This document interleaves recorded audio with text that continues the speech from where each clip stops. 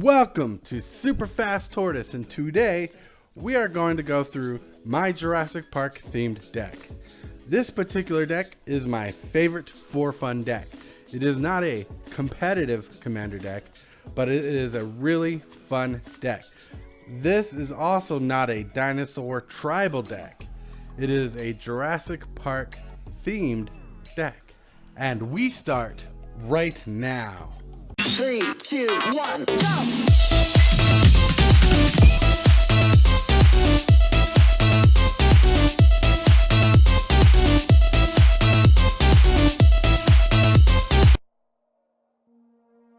The commander for this Jurassic Park deck is Joda Archmage Eternal.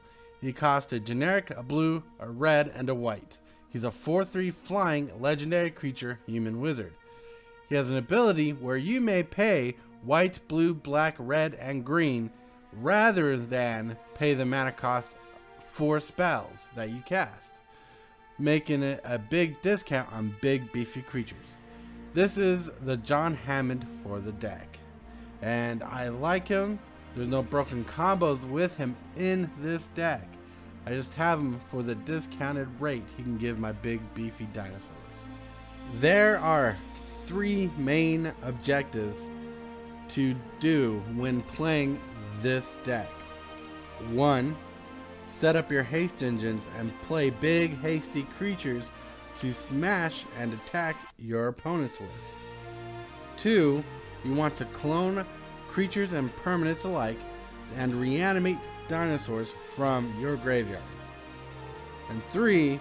You want to win the game by big, beefy, hasty dinosaurs attacking, or survive the game till you mill yourself out to win the game. 3, 2, 1, go! Starting with the scope of the deck, we have Traveler's Amulet, a 1 generic mana costing artifact where you pay 1 generic mana, you sacrifice it, search your library for a basic land card, reveal it, and put it into your hand. Here we have Wayfarer's Bauble, a 1 generic costing artifact where you can pay 2 generic mana, tap it, then you get to sacrifice it, then you get to search your library for a basic land card, reveal it, and put it onto the battlefield, then shuffle your library. Renegade Map, a 1 generic costing artifact. It comes in the battlefield tapped, but you can tap it to sacrifice it, search your library for a basic land card, reveal it, and put it to your hand, then shuffle your library. Armillary Sphere, 2 generic mana artifact. You can pay 2 generic mana, tap it, sacrifice the sphere, then you get to search your library for 2 basic land cards, reveal them, and put them into your hand, then shuffle your library. Rampant Growth, OG Land Fetch, a generic and a green. You get to search your library for a basic land card and put it onto the battlefield tap, and shuffle your library. Farseek, cost a generic and a green. You get to search your library for a plains, island, swamp, or mountain card and put it onto the battlefield tapped, then you shuffle your library.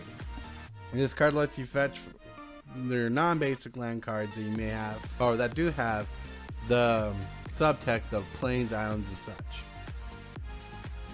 Kodama's Reach, 2 generic, a green.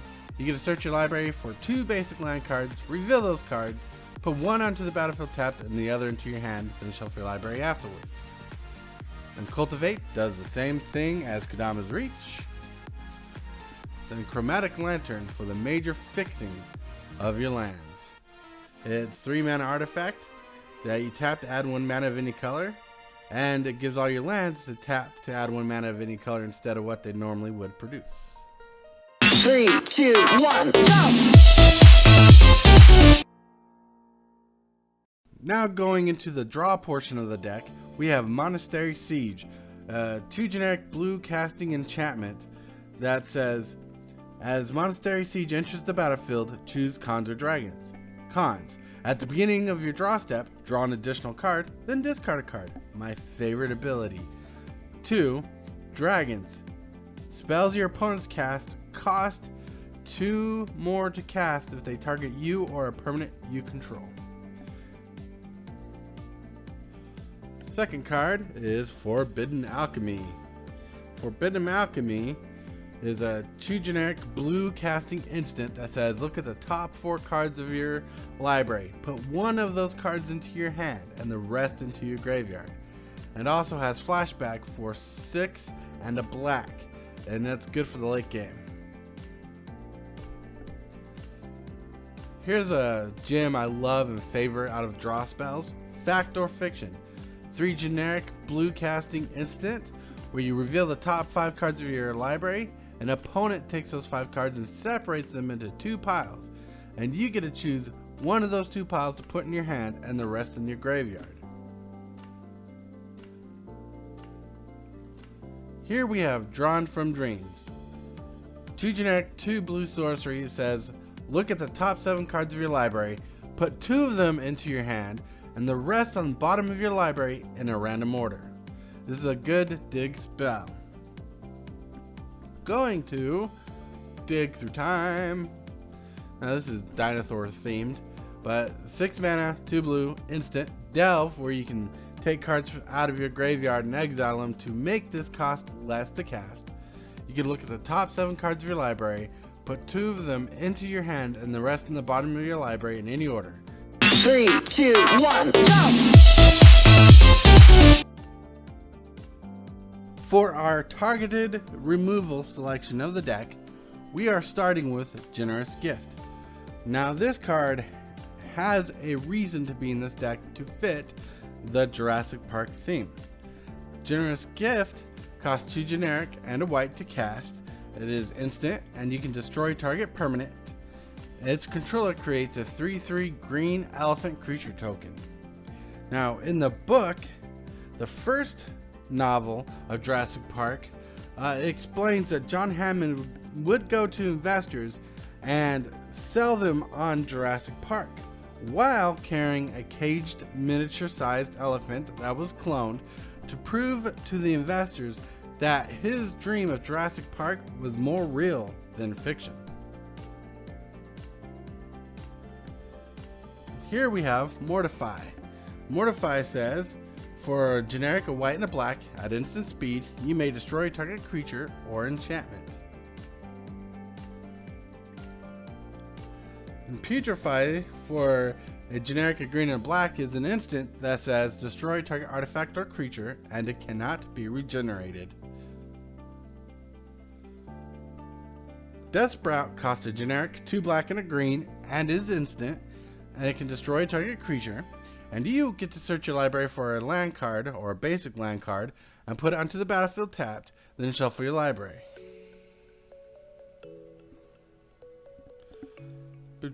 Status Statue.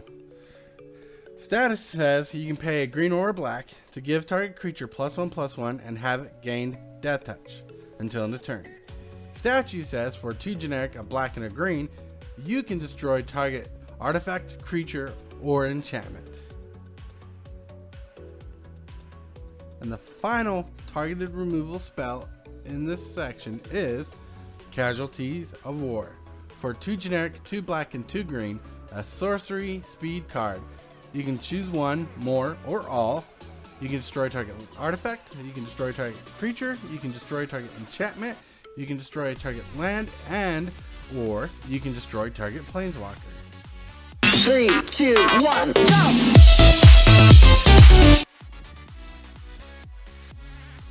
For our board wipe portion of the deck, we have Time Wipe. 2 generic, 2 white, blue sorcery that says return a creature you control to its owner's hand, then destroy all creatures. In Hostilities, cost 3 generic, 2 white, a sorcery, you destroy all creatures and all permanents attached to creatures. Decree of Pain costs 6 generic, 2 black, a sorcery, you destroy all creatures, they can't be regenerated, you draw a card for each creature destroyed this way. It also has cycling of 3 generic, 2 black, you discard this card to draw a card. When you cycle to Decree of Pain, all creatures get -2/-2 until end of turn. Winds of Abandon. Now this card could be in the targeted removal section of the deck but I normally use it for its overload cost. Let's see what this does. Winds of Abandon costs a generic and a white for sorcery. You can exile target creature you don't control. For each creature exiled this way, its controller searches their library for a basic land card and put those lands onto the battlefield tapped. Then they shuffle the libraries. Now overload costs 4 generic and 2 white, and all your opponents exile all their creatures. Then they all get to search their library for basic land cards for each creature they lost this way and put them on the battlefield tapped. Kaya's Wrath costs 2 white, 2 black, sorcery, destroy all creatures. You gain life equal to the number of creatures you controlled that were destroyed this way. And finally, we have Dusk to Dawn. 2 generic, 2 white, Dusk says destroy all creatures with power 3 or greater, sorcery speed. Dawn, with Aftermath only being able to be cast from your graveyard, says return all creature cards with power 2 or less from your graveyard to your hand. 3, 2, 1, jump! Now for the haste engines of the deck. Haste engines are enchantments or artifacts that give all your creatures haste all together. Here they're all enchantments. Starting with Temur Ascendancy. It costs a green, a blue, and a red enchantment. It says creatures you control have haste. Now whenever a creature with power 4 or greater enters the battlefield under your control, you may draw a card. I don't see a lot of people playing this card in the decks that run these colors, but this is a very underrated card, and it's really good. It should not be a cheap 50-cent card. It should be like $2-3. My opinion, but it's really great. Second card is Fervor. Now Fervor costs 2 generic and a red for an enchantment, and it just simply has creatures you control have haste. Now Rhythm of the Wild, one of those double meaning cards. Yeah, well, it doesn't have double meaning, but it has double purpose. Rhythm of the Wild costs a generic, a red, and a green enchantment. First thing it says is creature spells you control can't be countered. Then it says non-token creatures you control have right, meaning a creature you control can enter the battlefield with haste, or a creature you control can enter the battlefield with a +1/+1 counter on it. And with another haste engine, this just beefs up your creatures by 1/+1 counter and making it more aggro. Now for our final haste engine, we have Fires of Yavimaya. Cost a generic, a red, and a green. It's an enchantment. It says creatures you control have haste. Then you may sacrifice Fires of Yavimaya to have target creature get +2/+2 until end of turn. 3, 2, 1, jump! For the Reanimator portion of the deck, we have Vigor Mortis. 2 generic, 2 black, sorcery. It says return target creature card from your graveyard to the battlefield. And if green was spent to cast Vigor Mortis, that creature enters the battlefield with an additional +1/+1 counter on it. And Burial Rite says for 4 generic mana and a black, sorcery, return target creature card from your graveyard to the battlefield. Flashback, 3 generic and a white. You can cast this card from your graveyard for its flashback cost, then exile it. Bond of Revival. 4 generic and a black, sorcery. Return target creature card from your graveyard to the battlefield, and it gains haste until your next turn. Animate Dead. This complicated mess of text basically says enchantment aura. When it enters the battlefield, choose a creature in any graveyard. That creature comes onto the battlefield under your control enchanted with Animate Dead. Animate Dead gives the enchanted creature -1, -0. And if Animate Dead would be removed or destroyed from the creature dies with it. Rise from the Grave. 4 generic and a black sorcery. Put target creature card from a graveyard, any graveyard, onto the battlefield under your control. That creature is a black zombie in addition to its other colors and types. Beacon of Unrest. 3 generic, 2 black sorcery. You can put an artifact or creature card from any graveyard onto the battlefield under your control. Then you shuffle Beacon of Unrest into its owner's library. This card is House. Here is an underrated card. Very cheap, surprised it doesn't cost more just because it's not black and not mono white. 3 generic white-green sorcery. You can put a creature card from any graveyard and put it onto the battlefield under your control. Breaking and Entering. This is a reanimator spell built with self-mill, and you don't have to target yourself if you don't want to. This card also has Fusion, where you can cast both cards on this double-faced card if you pay the entire cost between the 2 cards.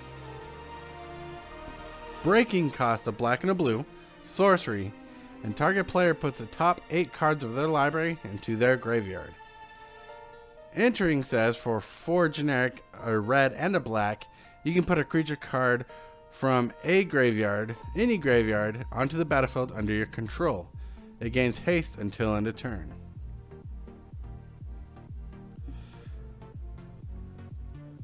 Debtor's Knell. Debtor's Knell. For the casting cost of 4 generic and 3 white or black hybrid mana, enchantment that says at the beginning of your upkeep, you can put a creature card from any graveyard onto the battlefield under your control. 3, 2, 1, jump!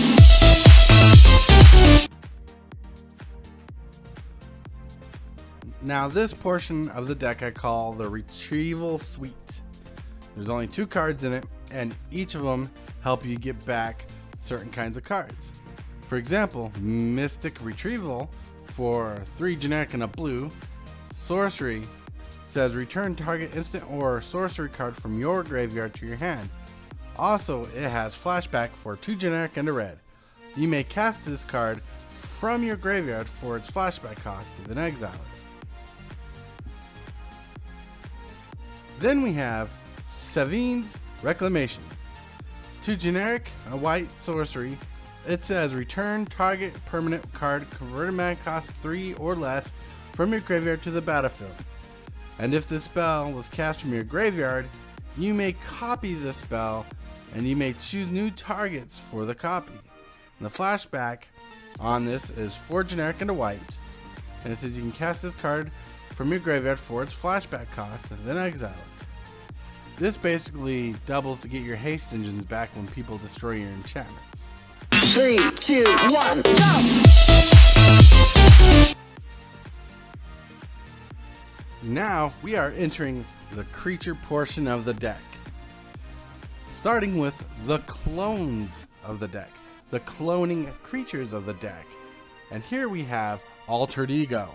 For 2 generic, a green, a blue, and X as its converted mana cost. Altered Ego can't be countered. You may have Altered Ego enter the battlefield as a copy of any creature, except it enters the battlefield with X additional +1/+1 counters on it. So effectively, you do not have to clone a creature if you pay X, and this creature won't die because it has those counters on it being a 0/0.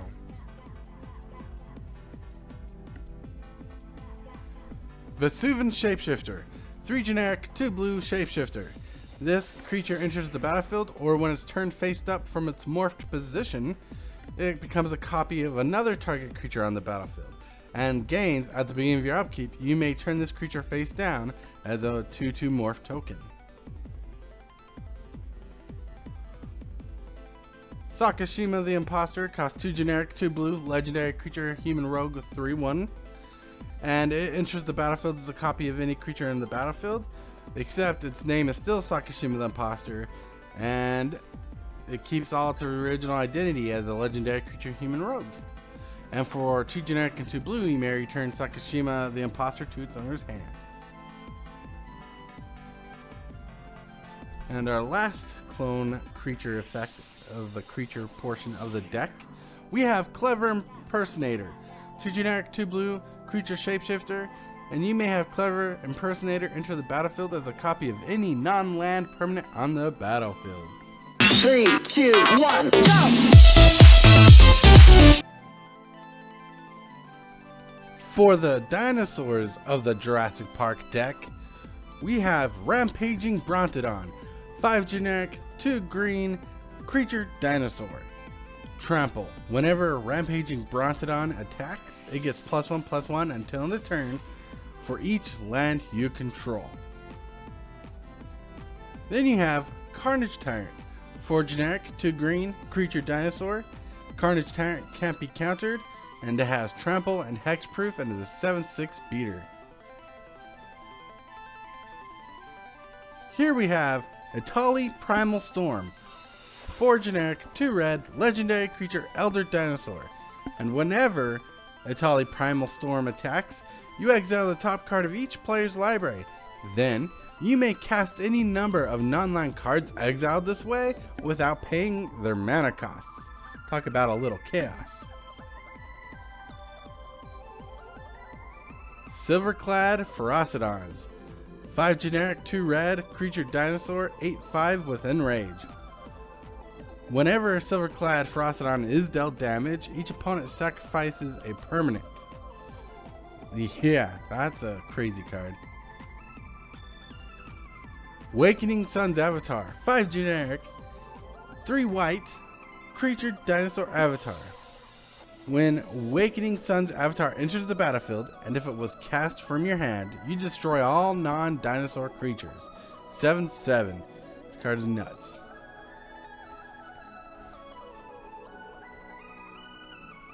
Gishath Sun's Avatar. 5 generic, red, green, white, legendary creature dinosaur avatar. Has trample, it has vigilance, it has haste. And whenever Gishath deals combat damage to a player, you reveal the top cards of your library equal to the amount of damage dealt, and you can put any creature card that's a dinosaur from among them onto the battlefield.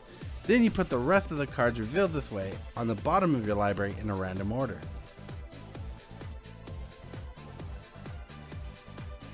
Zetapa Primal Dawn. 6 generic, 2 white, legendary creature elder dinosaur.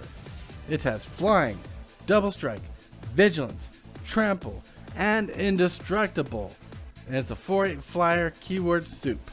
Now, this creature is huge, it's a good reanimated target for sure, and since we're running a lot of haste, creatures like this really go a long way. For the final dinosaur of the deck, we have Zakama Primal Calamity. 6 generic mana cost, 1 red, 1 green, 1 white, legendary creature elder dinosaur. Has vigilance, it has reach, it has trample. When Zakama Primal Calamity enters the battlefield, and if you cast it from your hand, you untap all lands you control. It also has, you may pay 2 generic and a red to deal 3 damage to target creature. You can pay 2 generic and a green, and you can destroy target artifact or enchantment. You can pay 2 generic and a white, and you can gain 3 life. This creature is crazy. 3, 2, 1, jump!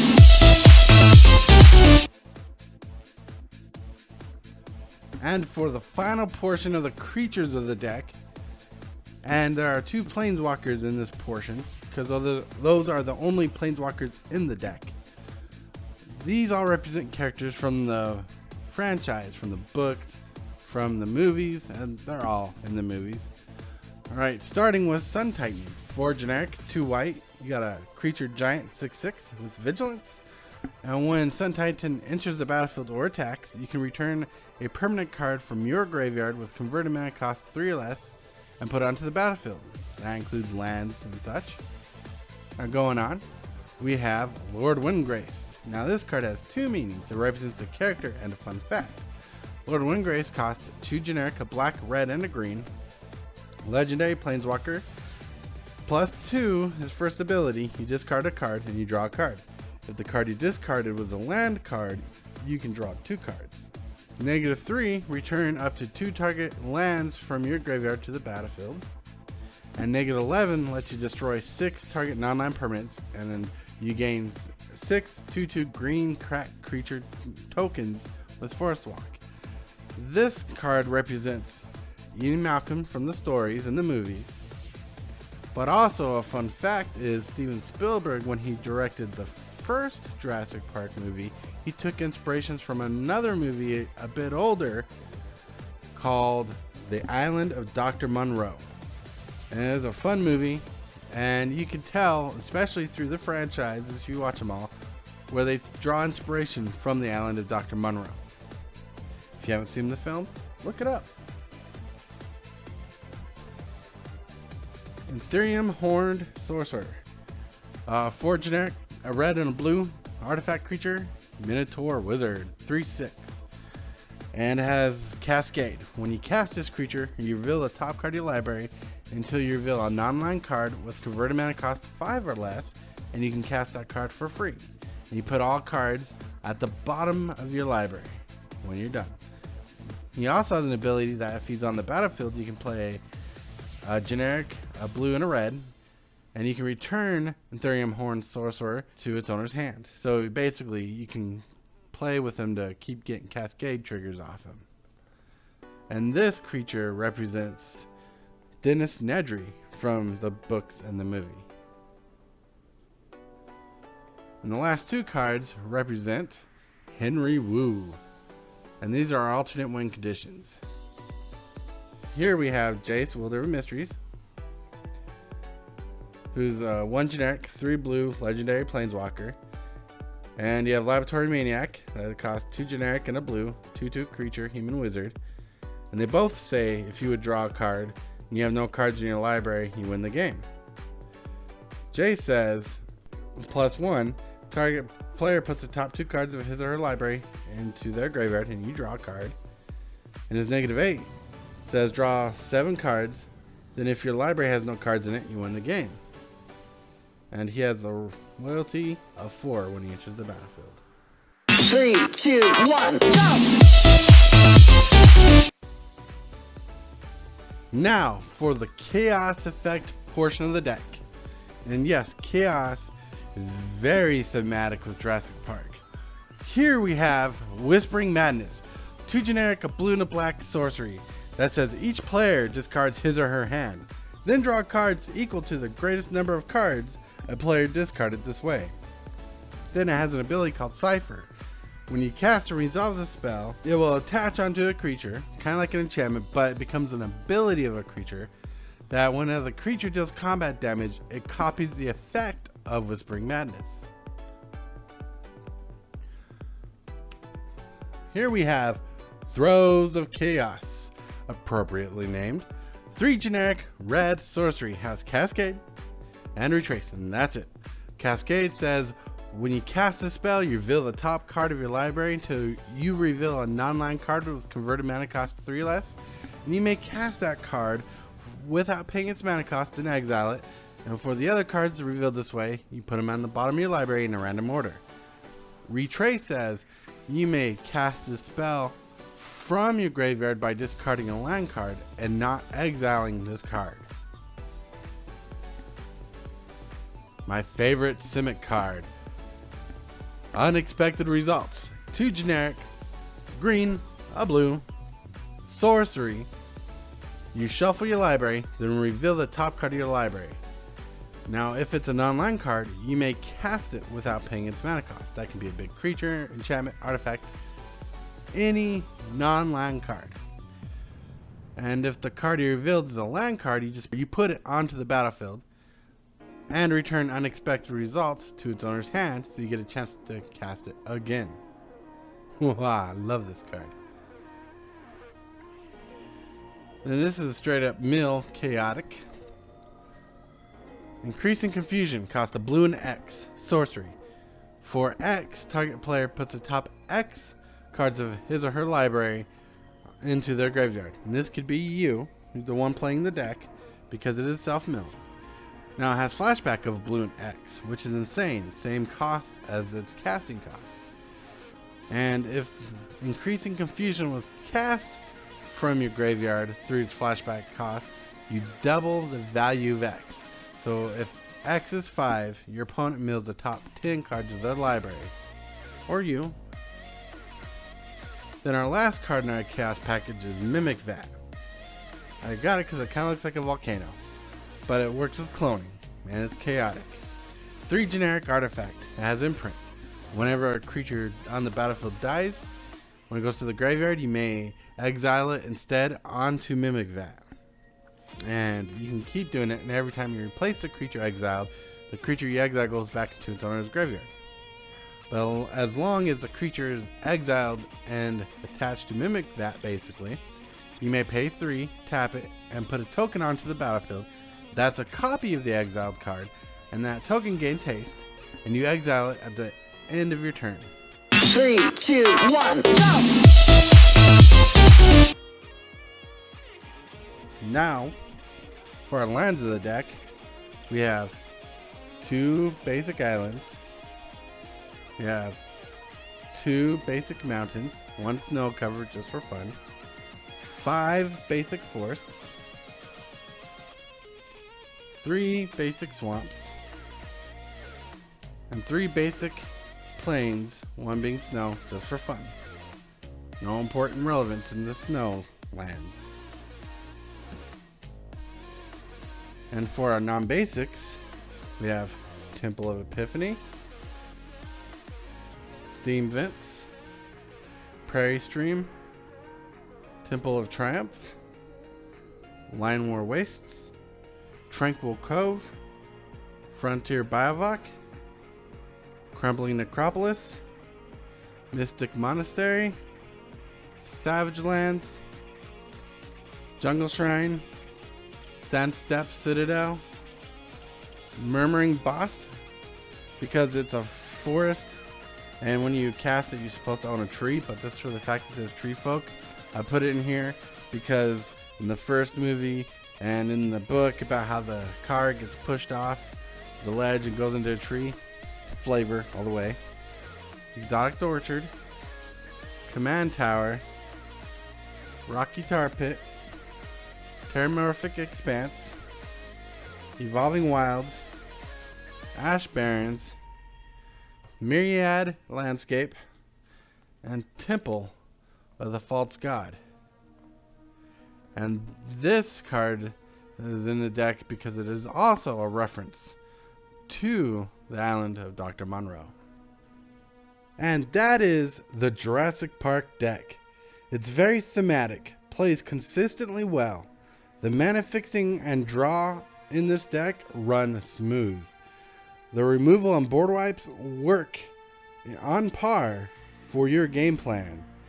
Your gameplay evolves well going against your opponents. I would rate this deck a 6 out of 10 on the competitive level and 100% fun.